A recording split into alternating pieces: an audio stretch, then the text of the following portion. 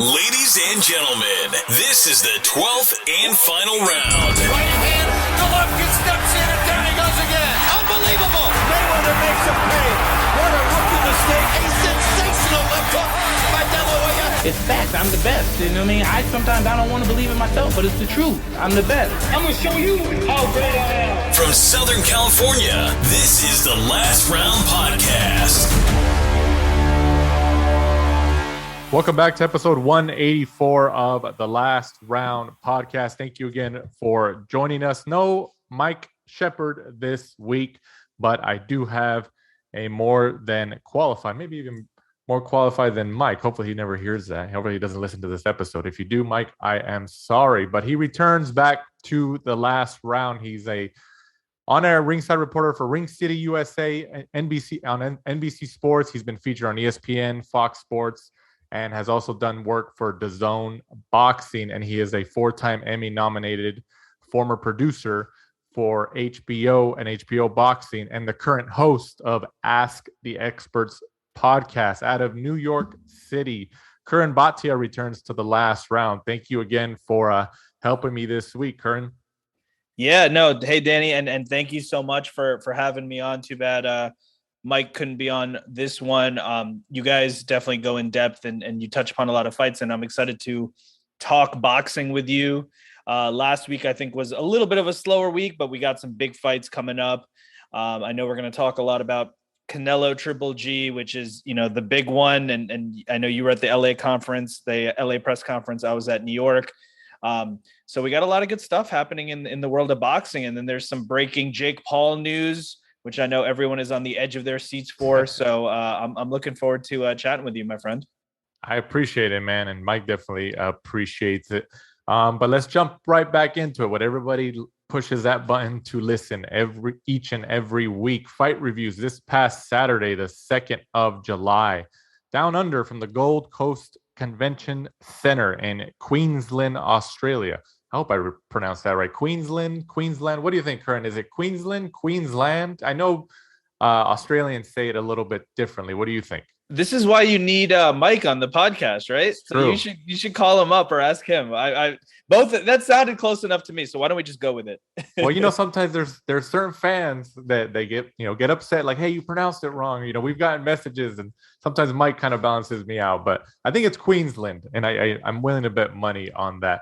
But for the IBF Cruiserweight Championship of the World, Jai Opetaia gets the upset. I would consider this an upset. Unanimous decision win over 12 rounds against Maris Bredis. It's been a while since I mentioned his name. If you guys recognize Bredis' name, he fought Usyk, I believe, in the was it the Muhammad Ali? The Muhammad Ali super. Am I wrong with that, or what did they? I know they fought, but was it within that realm with the Muhammad Ali trophy? That's a good question. I mean, I know they fought. Obviously, Usyk, cleared out this whole division, and it's become, a much quieter division. I think since Usyk left, it's not as sexy of a division as it once was. But as you were speaking, I just kind of pulled up the scorecards from that fight with Usyk, and that was a close fight on the scorecards: 115, 113 twice, and 114, 114. So it doesn't really get much closer than that. No, absolutely not. And so, as I mentioned, Jai Opetaia got the 12-round unanimous decision win and is now the IBF Cruiserweight Champion of the world. And I believe with the most impressive part, I guess if you want to label it that way, is that Opetaia's jaw looked to be broken. I saw some reports, and then I actually saw clips of the end of the fight. And if you look at his face, I mean, I'm no doctor, but I feel like I've seen enough fights, and I continue to see enough fights when somebody's jaw is most likely broken or at least close to broken. And even the commentators on that broadcast were saying, I think it's broken. And I'm not sure if he said it maybe in the post-fight press conference, but his jaw was broken and he still got the win over Bredis. I mean, would you consider this an upset win for Opetaia, Curran? Yeah, absolutely. I mean, I think it was a great win, and you mentioned the jaw. Anytime you see that visibly, You can tell it just looks like it hurts a lot, right? I just off the top of my head, I was remembering when Victor Ortiz fought Josecito Lopez, and Ortiz broke his jaw in the ninth round. You could visibly see it, especially after the fight in the locker room. So, anytime that happens, that's certainly quite a feat. But yeah, if you look at Opetaia, 27 years old, representing Australia, getting to fight in his home. So you could talk about it different ways in terms of an underdog. I'd have to look back at what the exact odds were. But one thing we do know is that it was a title fight for the IBF World Cruiser title, and we know the experience that Bredis brings into the ring. He is 37 years old from Latvia, but we know that he's fought the likes of an Alexander Usyk, so that tells you a lot of what you need to know there. This was only his second loss, even though Opetaia was undefeated. So if you look at the fight, I think it was from younger fighters or fighters that we want to see a big. We hope to see a lot from in the sport of boxing. It's always good to see them go through adversity, and there was a late rally there from Bredis. So it's good to see fighters kind of get through that and say, okay, they can handle these type of situations going forward. Do we see a rematch? Do you think we see a rematch? Because I mean, like you mentioned, Usyk is no longer in the cruiserweight division. He's doing his work and obviously a unified champion at the heavyweight division, which is the more glamorous division. But is it more likely that we see a rematch? Because it was a close fight. And a lot of people do consider this, me and myself included, an upset win for Opetaia. So do we run it back and maybe later this year or sometime next year? Yeah, I mean, I think there's definitely a case for that. If you look at the scorecards, 116, 112, 115, 113, and 116, 112 again. So, I mean, those are fairly close scorecards. And then, like we said, if there's ever a situation where a fighter is making a charge late, we always want to see the rematch. How many times does that happen in history? Like if you look at a memorable fight that just came to mind, Sergio Martinez versus Julio Cesar Chavez Jr. Chavez Jr. didn't do much for 11 and a half rounds. And then we saw what he did in that last half round. And even that was enough to maybe warrant a rematch or at least have the talk of a rematch. So a fight like this, based on the scorecards, based on the situation, no reason why not. You mentioned the other players at Cruiser. Obviously, it seems like the trend in boxing is going in a good way, I'll say, towards undisputed champions. And to get undisputed champions, you need undisputed fights. To get undisputed fights, you need promoters working together. So if promoters are working together, that's generally a good thing for us as boxing fans, because that means there's less fragmentation and that means there's less side of the street. So I think if there's an opportunity to have some type of unification there at cruiserweight, I think that would be good. If there's an opportunity to run it back, sure, why not? So I think there's a lot of options there at cruiserweight. No, absolutely. And then mentioning the other players at the cruiserweight division, you got Makabu. So Makabu's gained a lot of notoriety and fame maybe the last year and a half or so because Canelo Alvarez, or his trainer at least Eddie Reynoso, at I believe it was a WBC convention in Mexico, had requested a chance to potentially fight Makabu, for Canelo to go up to cruiserweight or at least maybe some type of catchweight, who knows, and fight Makabu for the WBC title. Obviously, it never materialized. Canelo went the Bivol route and stuff like that, so it doesn't seem like Canelo's ever going to probably go up that high. But obviously, Makabu name popped up there. And then you got Lawrence Okoli, who's also in the top, 3 or 4 of the cruiserweight division. I mean, out of those names, and any maybe names that maybe I didn't mention, who do you think Curran is the best cruiserweight in the world at the moment? It's a good question. Like I said, it's not the sexiest division. So let's put Opetaia at the top.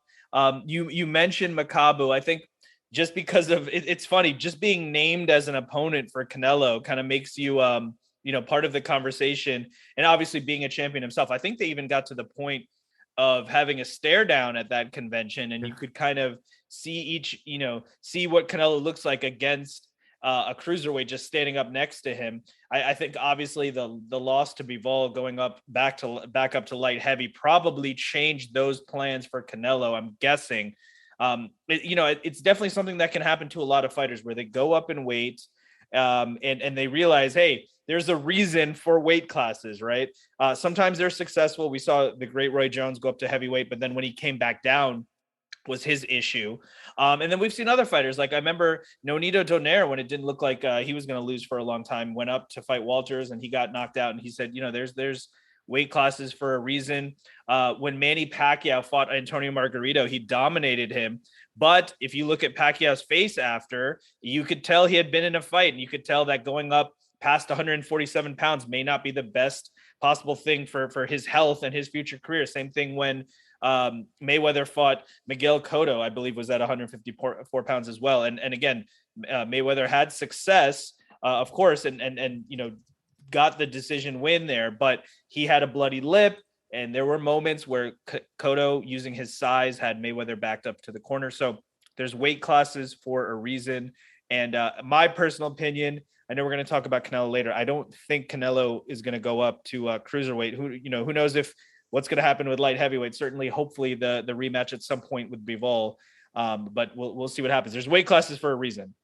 No, absolutely. Yeah. And I think that's a statement that needs to be repeated throughout boxing. But kind of staying on top of Canelo really quick, with somebody like him who's moved up the weight class chain as he has. I think he started his career, I believe, 147. I think most of it was at 154, but I think he started maybe at 147 at one point or another, and he goes up all the way to 175.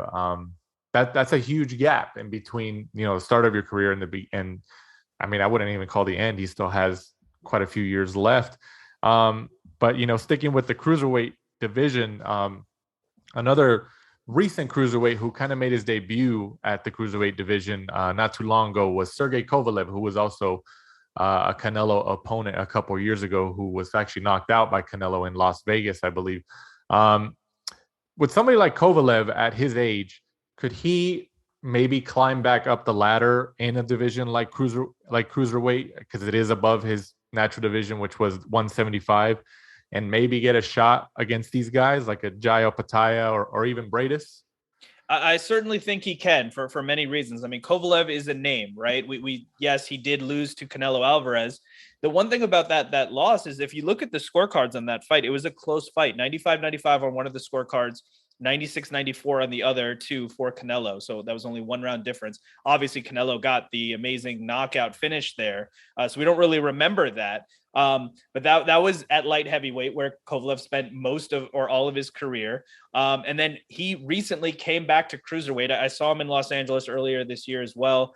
He said he was making the move up to cruiserweight. It's kind of like a change of scenery, right? That a lot of these guys do. And that can, change things, especially when you're getting older in age. Kovalev is 39 years old, right? So the fact that he doesn't have to cut as much weight is probably going to be a good thing for him. He took out Tervel Pulev, who is the younger brother of Kubrat Pulev. At the time, Pulev was 16-0, so Kovalev took him out. He won most scorecards.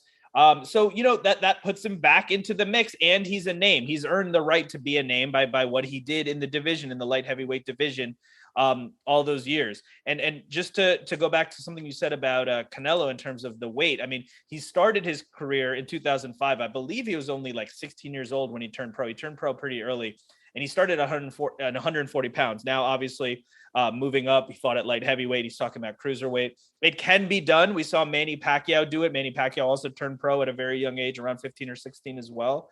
But I think, if you look at Manny Pacquiao, it was almost that like kind of growing body, right? Getting that man strength.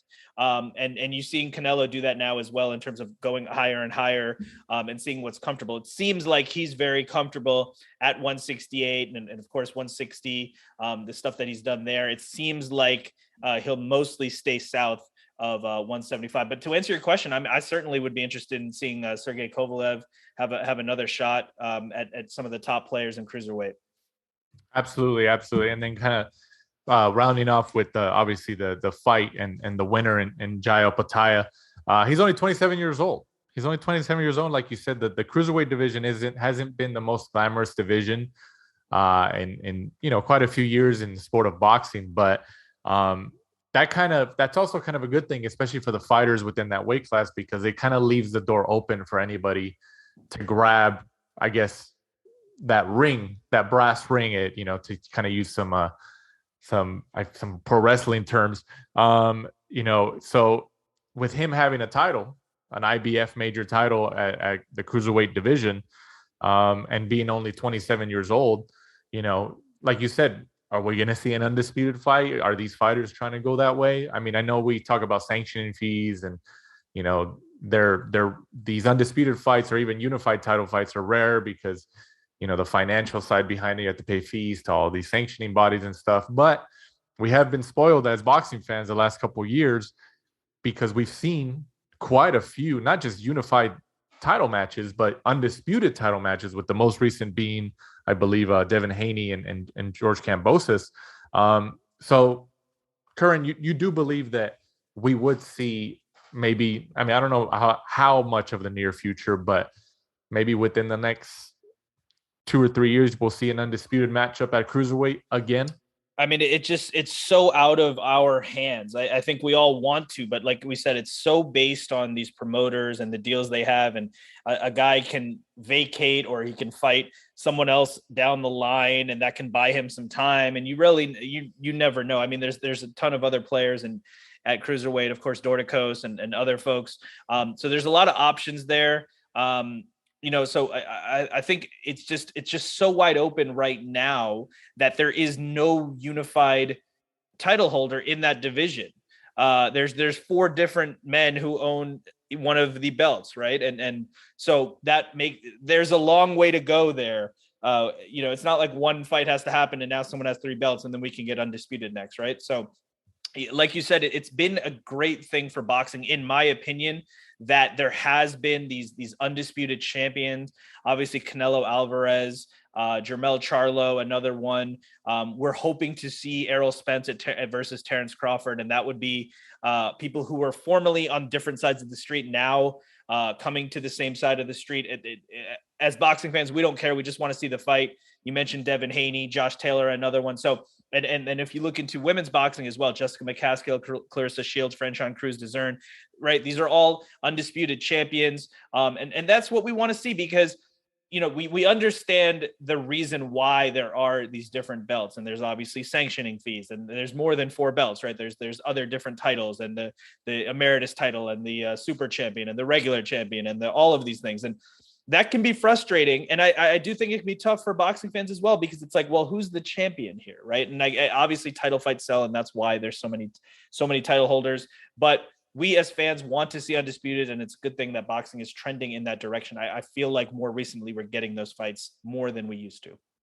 Absolutely. Yeah, absolutely. So we're definitely on a good run here in terms of fans witnessing these undisputed fights, which is great because we know, I mean, both you and I know, and obviously our listeners know that even before the recent trend of all these undisputed fights, it was hard to really get a chance to see those because it never happened because promotional politics and, sanctioning fees and all that. So, even if it ends for the next 10 years, at least we had a good run the last couple of years. Moving on also this past weekend from the Wembley Arena in London on ESPN Plus, a heavyweight matchup. Joe Joyce remains undefeated at 14-0 with the 4th round TKO over Christian Hammer, who takes the 10th loss of his career. This was for the WBC silver and WBO international heavyweight title. I mean, Joe Joyce, they call him the juggernaut for a reason. But he is on the older side. I mean, obviously he keeps winning, which is good regardless. Obviously you don't want to lose, but I mean, don't you Mike and I have had this conversation already before in the last couple of weeks, especially last week, I think, when we previewed this fight. But Joe Joyce is kind of between a rock and a hard place because he's kind of just waiting. I mean, unless he gets somebody like Wilder, which I don't think is going to happen, but he's kind of just waiting in the wings until Usyk, Anthony Joshua, and Fury. And I mean, I guess you could throw Wilder's name in there too, but in a way, until they kind of figure out their dance partners for the next, year or so. I mean, are we going to see Joe Joyce get a shot anytime soon? Yeah, it's a good question. I mean, he's 36 years old. Now he is undefeated, 14-0, 13 of those coming by knockout. So that's a great knockout percentage there. He's a big guy. And in this fight, I mean, he did get hit a little bit, but he was able to get the 4th round body shot victory, got the stoppage there. So that's impressive nonetheless. In terms of who he'll fight, I mean, Yeah, Deontay Wilder. I mean, who wouldn't want to see that fight?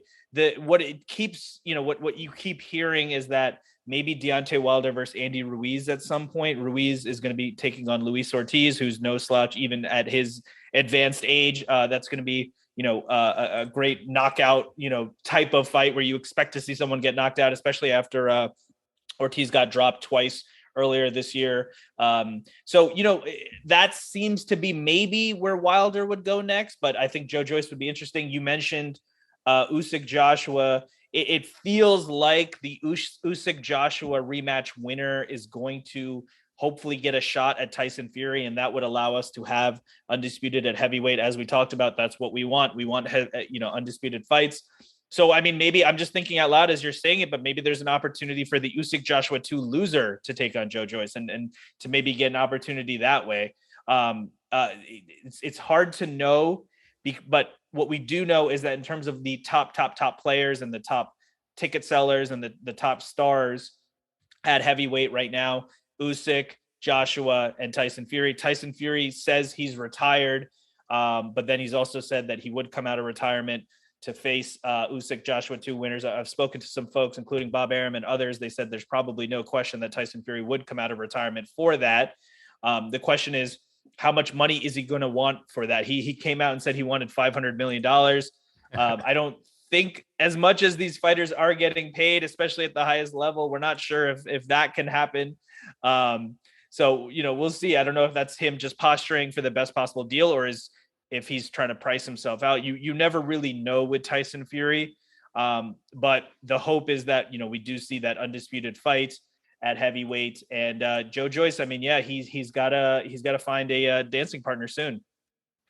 Yeah, absolutely. Yeah, but I mean, I kind of going back to the original question, or the original point, is that I think he's just boxed out for now until the big players like Fury, Wilder, and obviously AJ and Usyk kind of figure out their plans ahead. Obviously, Usyk and AJ have a date set, and they're gonna meet again.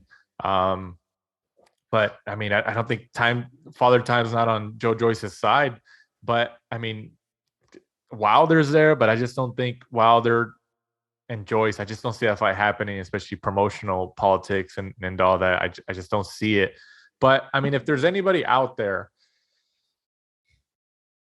I don't even want to use the word realistic in a way, Curran, but if there's, it maybe, I guess, somewhat realistic of an opponent for Joe Joyce that would be a competitive opponent in your mind, who do you think that would be?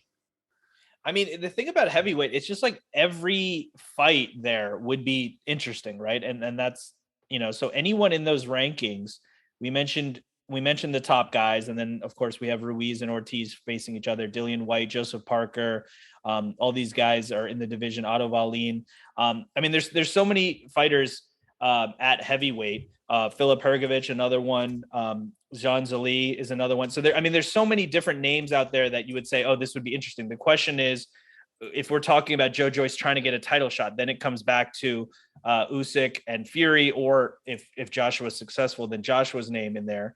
The thing that Joe Joyce has on his side, you mentioned he's older in age. I mean, 36 years old, at least for heavyweight. We've said this for a long time. Power is probably the last thing that goes for fighters, and you can fight later as a heavyweight. So he has that on his side. But obviously if you're him or you're in his camp, you're going to want to get those fights sooner than later. He only turned pro in 2017. But he's had success, especially if you look at his record, like we said, that very high knockout percentage. So, if we want a good fight or an interesting fight, it's heavyweight. So there's so many, you could pick any guy, pluck any guy out of the rankings.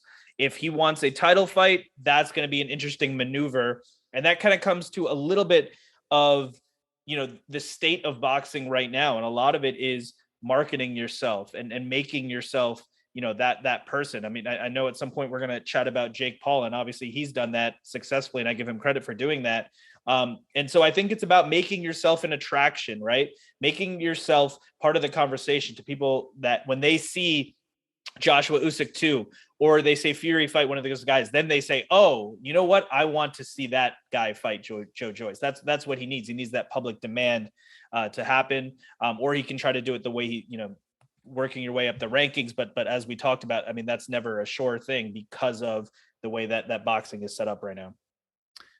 I honestly think, and tell me if you agree or disagree with this, Curran, but obviously Joe Joyce, him and Daniel Dubois fought, I don't know, what was it, 2 years ago or a year ago? I feel like it was just yesterday. Obviously it wasn't, but I believe it was a late 2020. Okay. So just about a year and a half ago or so. And that was a very big fight, especially overseas in England, because it was kind of two. I mean, would you call Joe Joyce a prospect at that time? But they were both kind of in similar career paths, even though Joe Joyce was older, and it was kind of like okay, who's gonna take this to really get the momentum going forward? Obviously, Joe Joyce got the win.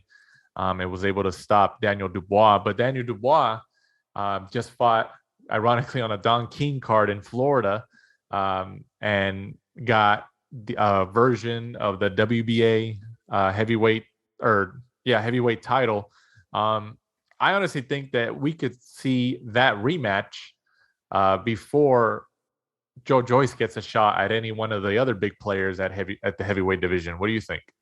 Yeah, I think it could definitely happen. I think it could actually make a lot of sense, especially as you mentioned at the time. Dubois, was a very highly touted up and coming fighter, and it was pretty shocking the way that fight ended, with the fractured eye socket and everything that happened there. And I believe there was a report recently that Joe Joyce admits to watching, Dubois get the heavyweight title shot there, and thinking, this should probably mean me. I'm the guy who won that fight. So obviously he's looking probably at some point to maybe have a rematch. If you're Dubois and you want to dare to be great, obviously you want to right any wrong in your career. There's been a lot of great fighters who have done that, who have always said, hey, I want to kind of right that wrong, that blemish, correct that blemish. So that's happened at so many different levels. I know we're going to chat about Triple G and Canelo. The only blemishes obviously for Triple G are the draw and the loss to Canelo. So, he wants to right that wrong. So that's definitely a theme for fighters. And so no reason that fight, or that rematch rather, can't happen at some point. Yeah, absolutely. I honestly think it's very likely that fight happens, like you said, kind of reiterating that Dubois did get a version of the WBA heavyweight title. And even though Joe Joyce doesn't have like a WBC silver and these other lesser known major titles, I'm sure, and I probably would be too. I'm sure that he looks at it in regards to him getting the victory. He's like, hey, I beat that guy, but he still gets kind of like that, an elevated title that's bigger than the ones I have. He's still in a better position, even though he lost to me.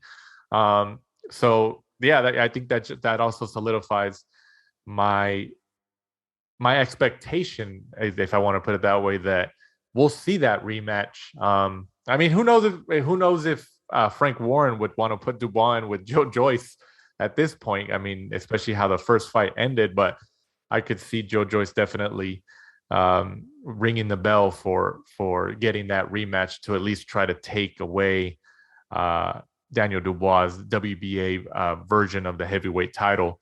Because we talk about weight classes and all that stuff, and we talk about the marketability of fighters, but it's also, if you don't have the marketability, which it's rare to have the skill, the marketability and all that as combined. When it does happen, it's the perfect storm.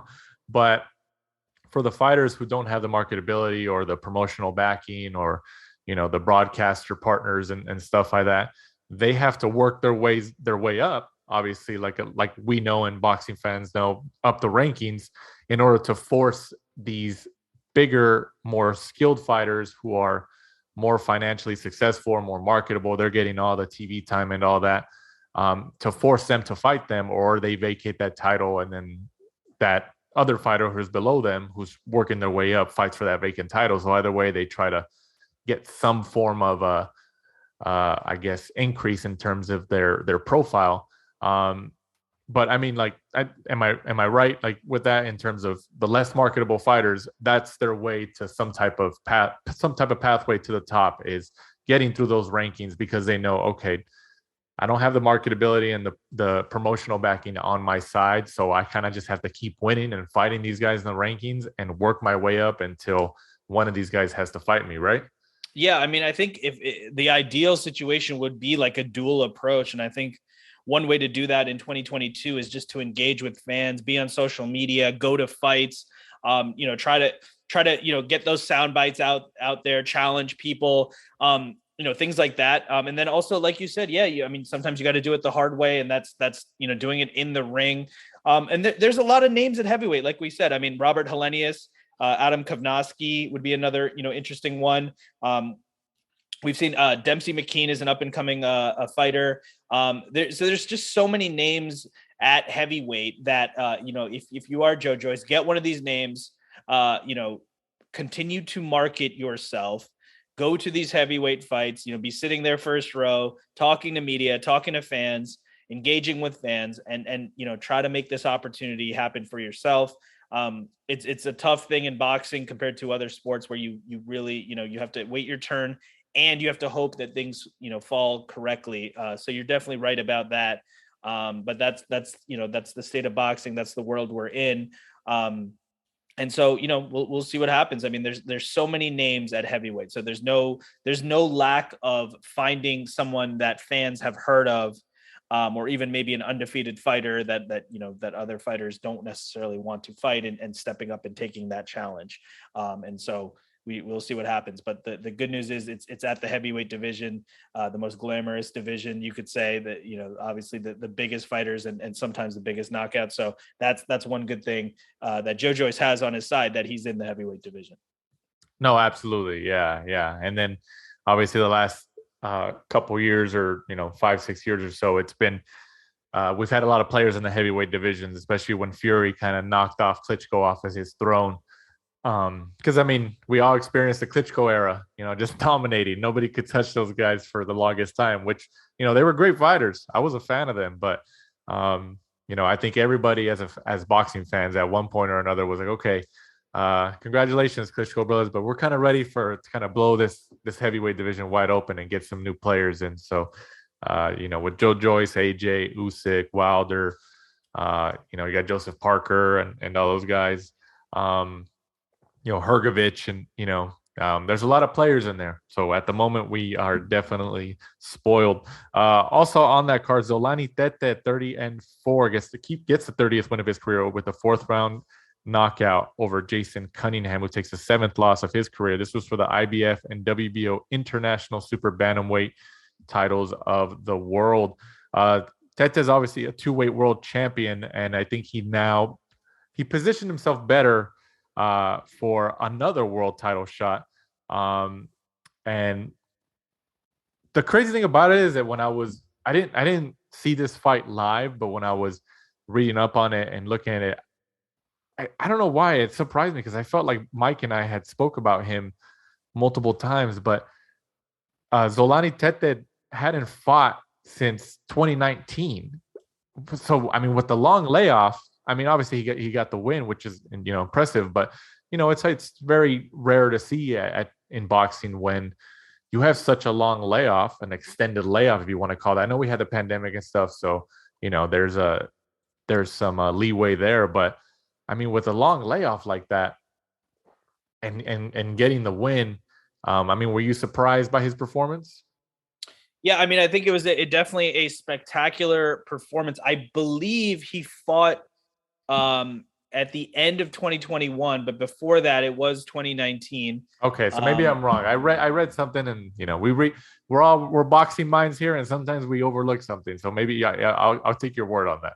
I think it was coming off a loss, and then he took some time. I mean, look, if you come off a loss and then a pandemic hits, that's probably a good formula for taking some time away from the sport. But it was a absolutely spectacular knockout.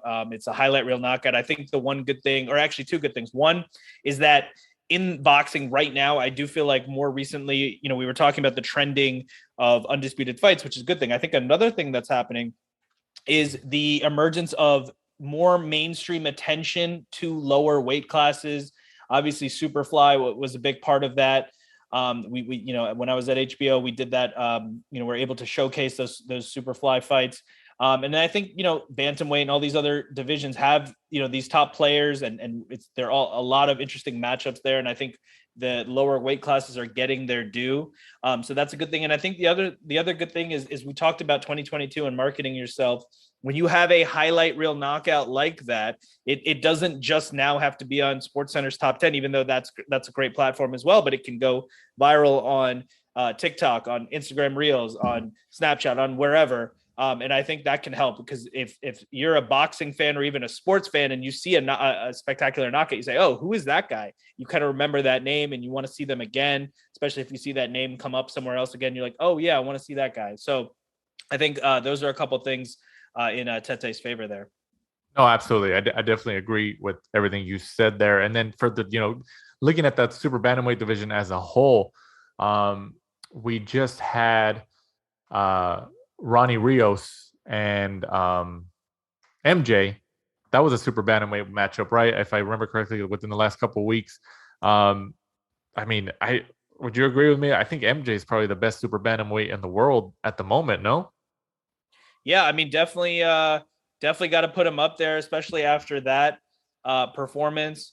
It is a great division, and there's a lot of names at bantam, at super bantam, and there's a lot of folks that we want to see. We got to give Stephen Fulton his due as well. Oh yeah, that's right. I don't know why I forgot him. That's right. Yeah, Fulton and MJ are definitely the best guys in the world right now. Yeah, Brandon Figueroa is another one. Roman. There's a lot of names in that division now. At the same time, you have to look at where fighters are gonna. I do feel like at the lower weight classes, since the weights are closer together, sometimes it can be a difference of like 3 pounds versus, like, for example, if you look at light heavyweight, a cruiser, that's like 25 pounds, right? So there's less differences there. So it's maybe easier to go up and down in weight. That's something to think about as well. And that could be good or bad, right? That could be good for a fighter who wants to, who wants to just fight the best fighters that are near their weight class and get the best money fights. That may be bad for the things we were talking about, trying to get an undisputed champion. So it really depends. It's really situational. But like I said, the bottom line, the reason I think the reason I think it's a good thing overall is that we're getting more attention to these lower weight classes. And I think that's definitely a good thing for boxing. Do you think, talking about Fulton and MJ, having all the titles right now individually at the super bantamweight division, I mean, you got MJ on the zone, Matchroom in a sense. I think it's also with is it All World Boxing, I believe. And then Stephen Fulton, obviously, PBC, Al Heyman. They made their intentions known, or MJ made his intentions known, and Stephen Fulton, I believe, tweeted and posted stuff on social media that they want to make an undisputed fight for both of their titles, all the titles. I mean, we know how promotional politics work, how broadcaster politics work. I mean, obviously you worked within the field with HBO for so many years, and you're still involved in the boxing world to a big extent. But should we be realistic in expecting that it could happen between a Fulton and MJ, or should we expect them not to meet anytime soon? I think it can definitely happen, because you have one thing that's working really well, and that is both of the fighters wanting this and saying they want this and coming out publicly and doing that. And I think that's a huge thing. And I think if you have fighters who, for lack of a better term, are just being more passive and kind of just focused on what they are doing, then it makes the side of the street thing a little bit more difficult. For years it was maddening because we couldn't get Mayweather-Pacquiao. And the thing is, like, Mayweather was making big paydays fighting who he was fighting. Pacquiao was making big paydays fighting who he was fighting. And then, of course, after each time they would win, someone, usually like a Max Kellerman or a Larry Merchant, would go up to them and say, hey, do you want this guy? And they would say yes. But then when it got time to go to the negotiating table, the negotiations didn't really even get that far, because you can also, yes, you could make X for that huge mega fight, but you can make X minus for this less of a mega fight, but you could still get a payday for less risk. And then that was something that was happening a lot. Nowadays, we're getting more undisputed. I think that's in part to boxing fans who are doing the right thing, who are demanding these matchups and saying, these are the fights that we want to see. I think it's also fighters daring to be great more often. And that's definitely a good thing. So the fact that, these fighters are saying they want to fight each other, they want to unify, they want to be undisputed, and seeing the value in that, I think then it just goes into the promoters and it's like, hey, this is what your fighter wants. This is what the fans want. There's really no excuse or no reason not to get this done. The one thing is both sides are going to have to go into it knowing that they're going to have to find some middle point. They're going to have to both compromise at some point. And so hopefully that happens and hopefully we see that fight soon. And Curran, you mentioned, obviously it's hard to see these fighters, especially if we took so long to see Mayweather Pacquiao and all that, because they were both on respective with the respective promoters and then broadcasters, and all that kind of goes in and affects the business and the financial dealings and stuff. But for these lower weight classes, especially talking about Fulton and MJ on the topic that we're staying on, they're not household names. They're great fighters to us hardcore boxing fans and people who cover the sport and the people who listen to this podcast. We know who they are. We're fans. We know who they are. We can recognize talent when we see it. But in terms of actually making that fight happen, would we have to see MJ go over to Showtime in order to get that fight? Or do we see Fulton go to DAZN? What do you think? Yeah, I think, like I said, I feel like I'm seeing it more where, it's not like a fighter has to sign necessarily to a certain promoter. I think there's a way to make it happen on one network or another. And maybe the other common thing that happens is maybe the other network gets the right for the rematch or something like that, a creative partnership type of thing. It doesn't have to be as big as, for example, you mentioned Mayweather Pacquiao. And I was at HBO at the time when that came together. It was co-promotion, co-broadcast with Showtime that had only been that only happened one time before, and that was with Lewis Tyson. In this case, there was a mix of different announcers, and there was a lot that went into it. You wouldn't necessarily need to see that with this. Like, you wouldn't have to see like it on both networks, or one network shows it live, one network shows a replay, or anything like that. You could just have one of these fighters go to this other network or this other promotion for that one fight, and then they could continue their normal contract, because that's in the best interest of that fighter. It's in the best interest of the fans. It's in the best interest of making money. It's really a win-win all around. And so, hopefully that can happen in that way. I don't see why not. And like I said, I think we're seeing that more and more. So that's definitely a good thing. Yeah, absolutely. And with Eddie Hearn, I think Eddie Hearn for MJ is, I think I believe MJ has, I think they're called All World Boxing. They have a lot of those Eastern European fighters. But I think Eddie Hearn and Matchroom also involved in MJ's career, obviously him being on DAZN and all that. But I think just from, seeing Eddie Hearn, how he manages his fighters and stuff, obviously he'd rather have a fight on DAZN and work with his partners and all that. But I mean, I think from a talent perspective, if you were Eddie Hearn or the promoter of MJ, wouldn't you have the confidence in MJ and his ability to send him over to Showtime and fight for the undisputed, for all the titles at undisputed at super bantamweight against somebody like Stephen Fulton? Fulton's obviously an excellent fighter. He's got great talent, but MJ is no joke either. And I think I would have the confidence in somebody like MJ to send him over. Like, yeah, you know what? I'd rather have him on DAZN, but he's so good, and I have such confidence in him that I'll send him over to Showtime, because I have that much confidence that he'll beat Fulton and bring the titles back to DAZN. I mean, how would you look at that situation? Yeah, I mean, I think it's any promoter that you look at would prefer to have the fight in-house, in their own house, right? Because then they control everything. They control all the financials. They're working with the people that they always work with. They can get, they can handle everything, ticket sales, revenue, all of that. And so any promoter would prefer it to be in-house.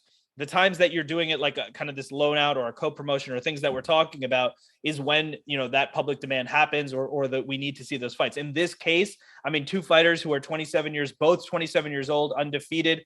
The one thing we don't want is a situation that used to happen more, and luckily it doesn't seem like it's happening as much.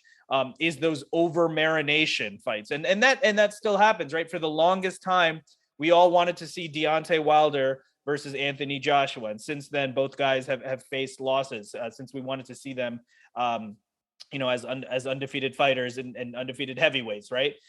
So that can happen, and that can kind of change the dynamics there. So it's a fine line as a promoter, because at the same time, if you have a fighter who's let's just say an undefeated fighter who's a star, you may say, I'm gonna keep this guy going. I'm gonna have him gobble up as many belts as he possibly can, and get this guy to as far as I possibly can.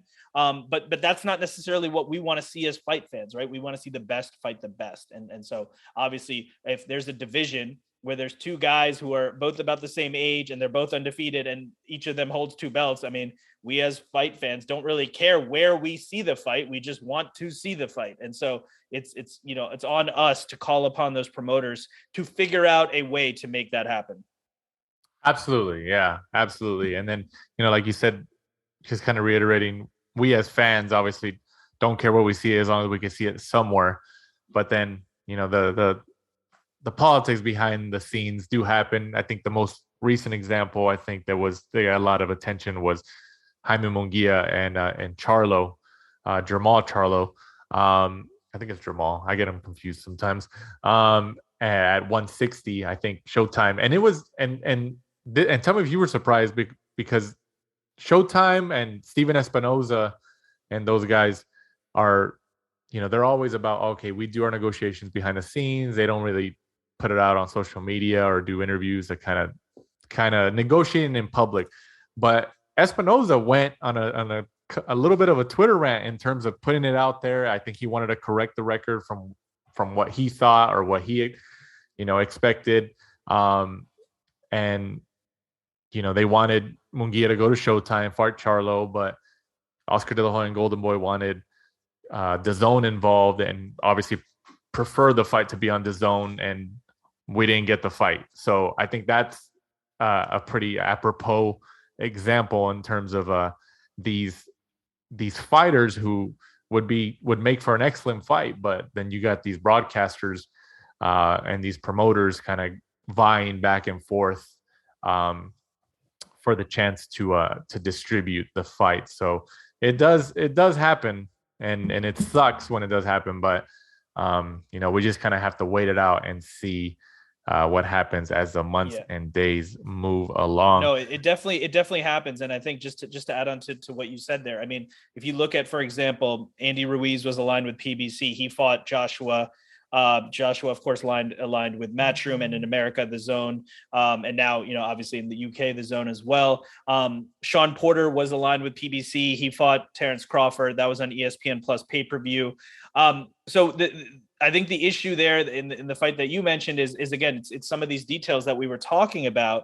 And I think it comes down to, okay, where is the first fight? Where are the rights for the second fight, if there is a second fight, and all of those type of things, and how is the split done?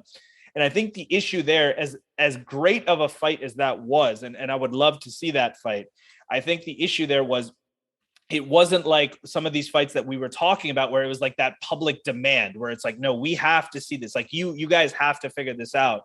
And for example, Mayweather Pacquiao, I mean, it was just that public demand that happened for so long and so many years. And then finally in 2015, in May of 2015, it finally happened, even though that you could argue maybe it was a few years after it should have happened.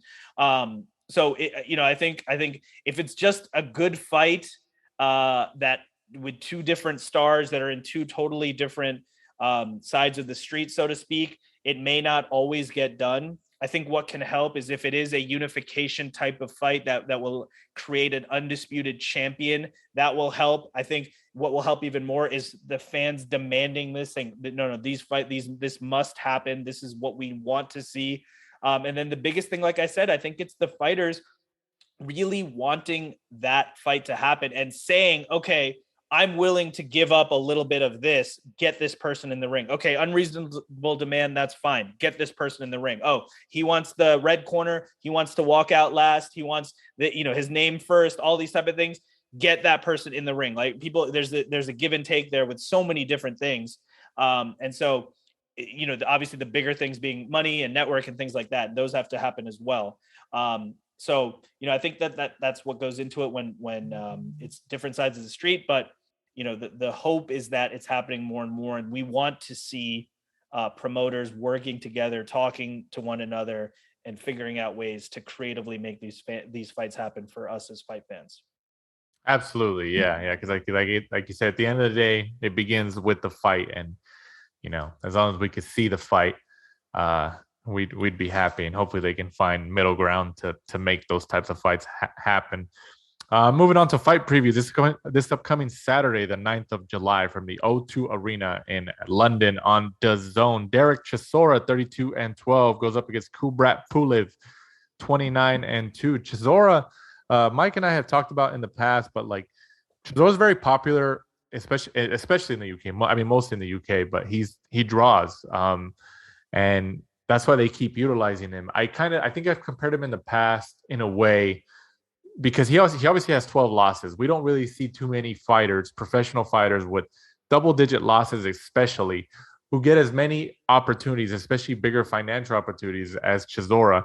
But one fighter that did come to mind, and it always comes to mind when we look at something like that I believe I've talked to Mike about in past episodes, was Gabriel Rosado. Rosado has double-digit losses as well, but he's been in the ring with some of the biggest killers in the world the last 10 years or so.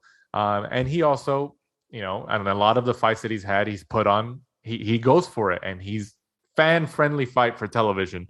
Do you think Chisora is kind of similar to that he's television friendly, so a lot of these promoters and broadcasters like, okay, yeah, let's put on a Chisora fight, even if it doesn't involve somebody like Anthony Joshua, Usyk, Wilder, Fury, some of those more marketable guys? Yeah, I think it's that, having that personality. It's a little bit about what we talk about, that marketing yourself. So I think it's that for Chisora, and then it's he has this, Gabe Rosado has this. It's that you just don't always 100% know. Like, maybe this guy will somehow pull off this miracle knockout and really flip the apple cart and turn everything on its head. And that kind of intrigue, is what makes it interesting. And, we know Chisora, he fought Pulev. This was in 2016, the first time. So it was, it was a close enough fight. It was a split decision win for Pulev. So it was close enough that now they're saying, okay, let's do a rematch. We know Chisora's lost to Usyk, and he lost to Parker twice. Pulev has, been fighting on Triller, and he's definitely been active in that way in different types of combat. So, hey, it's a rematch. You say, why not? It's a fight for each guy to say, hey, why not go at this again? And obviously, it's going to be, a big matchup in the UK, and there's going to be a lot of eyeballs on it there. But yeah, nothing wrong with fun fighters who are, even if you have the double-digit losses, it's fighters that people still tune in for. We mentioned Gabe Rosado, off memory. Glenn Johnson was another one who had a lot of losses along the way, but seemed to always get opportunities, and like we said, sometimes would land that massive shot, and you say, wow. So it seems like that's kind of the case here. And so, yeah, why not? It makes sense. They're each of them become a dance partner for the other. I remember when Chisora fought Usyk. I think Chisora was one of the first heavyweight matchups for Usyk when Usyk transitioned to the heavyweight division. And the size difference, I mean, Usyk obviously is a cruiserweight. He's a smaller heavyweight right now, even though he's probably the most skilled in terms of boxing ability. But I remember watching that fight between him and Chisora, and Chisora just looked like a bulldozer. He was literally trying to bulldoze his way through Usyk.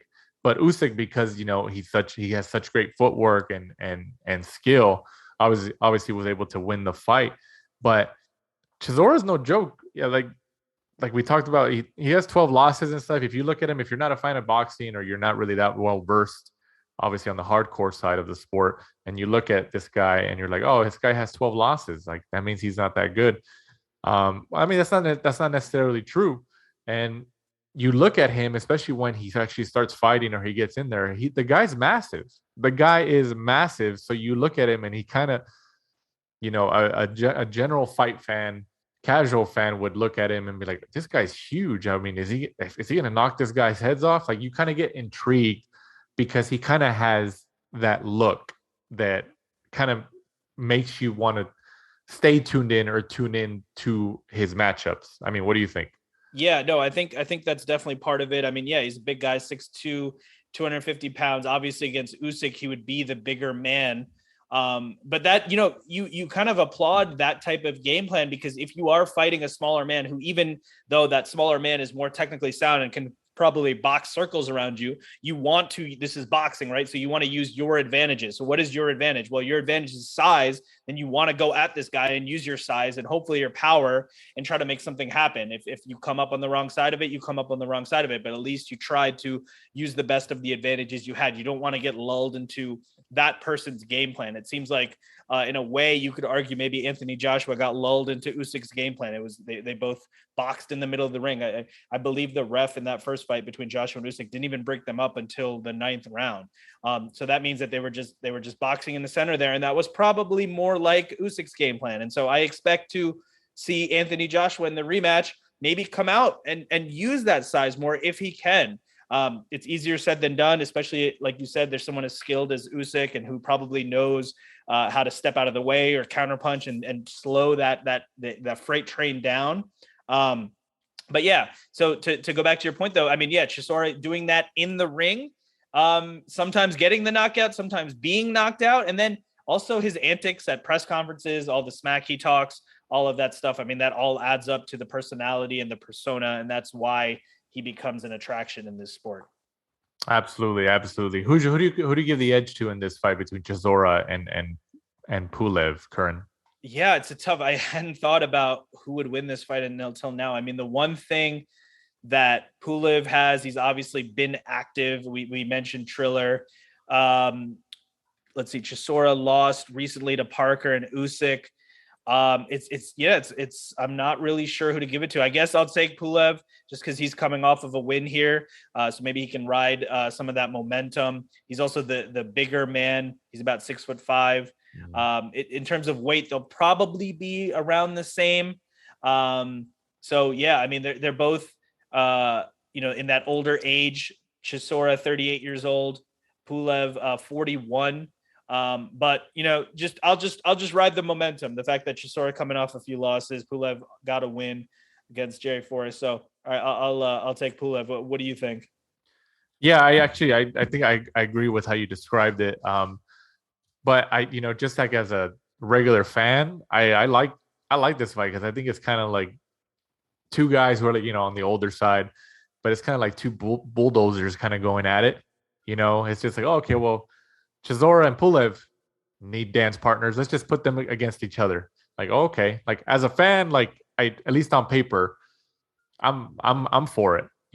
Obviously, like you said, Pulev is a bigger guy at 6'5", and Chisora a little bit shorter. But Chisora is a huge guy, and how he fights, he just comes forward and kind of just swings, sometimes wildly. But in putting these two together, I mean, I think somebody gets knocked out. I don't think this goes a decision. What do you think? Yeah, no, I think that's almost a definite. And Pulev is the betting favorite. He won the first fight, so those are all reasons to make a case for the 41-year-old Pulev. Yeah, absolutely. Yeah. It's just one of those, hardcore fight fans. Like, oh yeah, well, I'll tune into this. These two guys, two big guys, heavyweights. I'll take a look at it. The hardcores are into it, and then it's even the fight that you could turn on with some friends and say, "Hey, let's watch heavyweight boxing." And I think any sports fan is going to be intrigued by that. Exactly, especially when it is a heavyweight division. Like, oh, it's the big guys. It's what's that saying? When the heavyweight division does well, the rest of boxing does well. I mean, is that can we still say that, or did Mayweather and Pacquiao and those guys change the game? I think it's always good to have heavyweights doing their thing, and especially like being personalities, like the Tyson Fury being the personality that he is. I think that's a good thing. But, obviously welterweight was a red hot division, and then now Canelo Alvarez, being the global superstar that he is, that's someone who's fighting middleweight, super middleweight, and other divisions. So, yeah, I mean, having a great heavyweight division definitely doesn't hurt. But you can also have popularity and global icons and superstars in other divisions. Absolutely, absolutely. And the co-main event of this card from the O2 Arena in London on the Zone, Israel Madrimov, the undefeated Israel Madrimov, 8-0, goes up against Michael Soro, 35-3-1. This is a rematch from, I believe, last December when Madrimov defeated Michael Soro by a controversial ninth round stoppage. There was a lot of questions during that first fight. Regarding how it ended and how it was stopped and all that. Madrimov, I believe, is ranked a little higher in a lot of ranking systems, especially the Ring Magazine's rankings. I believe than Michael Soro, but I mean, what do you think? Who takes the edge in this fight? Yeah, I remember watching that first fight, and Soro was having one of his better rounds and was in control. And then Madrimov puts on this attack and has Soro hurt, and then the ref just stops the fight. But then it seemed like the ref was saying that was after the bell. Madrimov hit him after the bell, so the fight should continue. There was a lot going on there. And I remember thinking at the time, this really makes sense for an immediate rematch, and that's what is happening now. I think the fact that Madrimov was having success that he was, and able to get that is really interesting. I think both men are going to be really, really motivated. And I also think now you have to look at the fact that they have knowledge against each other. I mean, for a long time in boxing, we've said, if you're a counter puncher type of fighter, then you have such a big advantage after you've put in some rounds with the other guy, because you've kind of figured out the timing. So overall, no, I think it's going to be really interesting to see how that fight plays out. I'm definitely looking forward to it. I think it's a rematch that should have happened as an immediate rematch, and I'm glad to see it happening as an immediate rematch. And then talking about the trainers, I know in the first fight, I believe Joel Diaz, who has his gym in Indio, California, out here in Southern California, I believe he still trains Madrimov, so he should be in Madrimov's corner for this weekend's fight. And Michael Soro was actually trained, at least in his last fight, by Abel Sanchez, which I haven't read up if there's that partnership is still going. But I mean, when you see two significant trainers like that go, you have they're good fighters go head to head. But when you have the trainers go head to head as well, somebody like an Abel Sanchez against a Joel Diaz, out of Indio, California, what does that add, especially with your experience, Curran? What does that add to a matchup like this? No, I love that. I love seeing veteran trainers, facing off head to head. I think, the fact that in this case it's a rematch makes it all that more interesting, because now you go back and watch tape. Different trainers have different ways of looking through tape. If you look at Teddy Atlas, he used to have notebooks and textbooks and things about every possible detail. There's other trainers that would watch the entire fight in slow motion sometimes and try to just take these notes. And so I always like seeing, really smart trainers. I think one of the biggest things that a trainer can do is going to be in the ring and in the corner. And I think that's why, we mentioned Anthony Joshua a couple of times. He decided to make a change for this rematch with Usyk, because he said, hey, in my corner, they didn't even tell me that I was losing the fight. And so, right. It's so much of it is comfort in between those rounds. And I think that's a huge thing. And some of the trainers that you mentioned are some of the better ones in the game. So obviously they have a lot of expertise in that area. But I love the chess match aspect of it. And it's always great to see two well-known trainers going at it. Absolutely. Absolutely. And rounding out that card, Felix Cash goes up against Vaughn Alexander for the vacant WBA international middleweight title. And also this upcoming weekend from the Alamo Dome in San Antonio, Texas on Showtime, Mark Magasayo, 24-0, goes up against Ray Vargas, 35-0 for the WBC featherweight title. A battle of undefeated featherweight fighters here.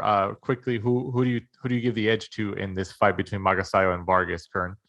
Yeah, I'm not sure if I've studied enough to be able to give my pick, but I'm definitely excited. I love the fact that it's undefeated, young fighters doing their thing. We saw Magasayo take out Gary Russell. This is what we want, right? It's a championship fight. This is what we want as fight fans. And so I'm definitely really excited. It kind of is rounding off that Showtime, that huge schedule that they put out back in March, the spring and summer schedule. It's kind of that last date on there. So hopefully we're going to see more from them. But I'm definitely very much looking forward to this fight. I'll think about it a little bit more and I'll get back to you. But what is your pick? I just think Vargas's length for that weight class. He's a big guy. He's tall, and I think that length, and he knows how to use it. I think that's the X factor for him in this weight class. He's just so big, and I don't know how he makes featherweight, but he does. So I'm gonna give the edge to Vargas just because of his bigger natural size. So, I mean, we'll see. I mean, it's great to always see undefeated fighters at a world championship level like this. So I'm definitely going to be tuning in to this fight. And then also what happened this week, Clarissa Shields and Savannah Marshall and Michaela Mayer and Alicia Baumgartner were announced as a co-main event, main event to each other's matchups. Shields and Marshall, obviously the main event. They're going to be colliding. All four of them are going to be colliding for the Shields and Marshall for the undisputed middleweight championship of the world. And then Meyer and Baumgartner in their undisputed, I believe that's an undisputed matchup as well on September 10th at the O2 Arena in London. What's your reaction to that? Finally hearing that news that we got these matchups. Yeah, I mean, these are massive fights for all of boxing, not just women's boxing, but they happen to be women's boxing. And I definitely cannot wait for these fights. I think it's fantastic that they're on the same card. We just had Amanda Serrano versus Katie Taylor, and that fight over delivered on the hype. If that was even possible, it sold out the big room in Madison Square Garden, which was tremendous. And I'm looking forward to this. I mean, Clarissa Shields, the only time she ever lost was before she turned professional. That happened to Savannah Marshall, and that's who she's fighting now. She has a chance to right that wrong. Clarissa Shields has basically looked untouchable as a professional. So, but the thing is, Savannah Marshall also undefeated. She's fought a lot of the same opponents that Shields has, and Savannah Marshall brings power into the ring, right? She's got a much higher knockout percentage than Shields. And then you mentioned Michaela Mayer and Alicia Baumgartner. I am absolutely 1000% very much pumped for that fight. There's obviously a lot of bad blood there. If you go on Twitter, you can see a lot of the comments back and forth. I don't believe that one is an undisputed fight because I believe Choi is the other title holder at 130 pounds. But I don't think either fighter was able to make a deal with Choi. So now we're getting a unification fight between Baumgartner and Mayer. And I think it's an absolutely, fantastic fight. We've seen what both women can do in the ring. And I think that the fact that there is an added element of bad blood just makes it all that much better. So this is definitely a can't miss card for me. Absolutely. I'm glad they put both matchups together as a main and co-main event. And then before we completely sign off here, we'll touch on Canelo Triple G3, the trilogy. Curran, you were in New York City for the New York leg of the press tour. I was in LA for the LA Hollywood leg, first leg of the press tour.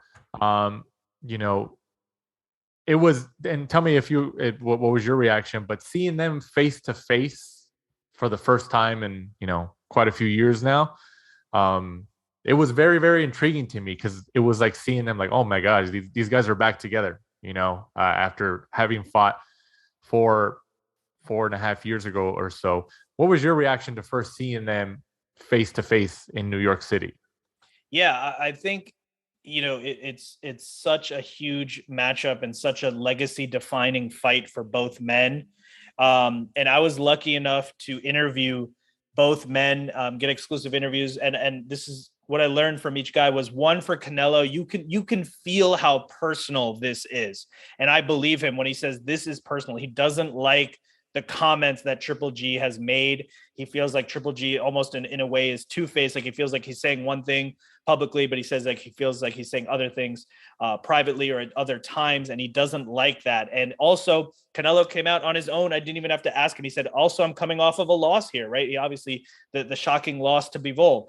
So this is huge for Canelo, right? His status as right now, he was number one pound for pound before the loss. We're not sure where he's going to land.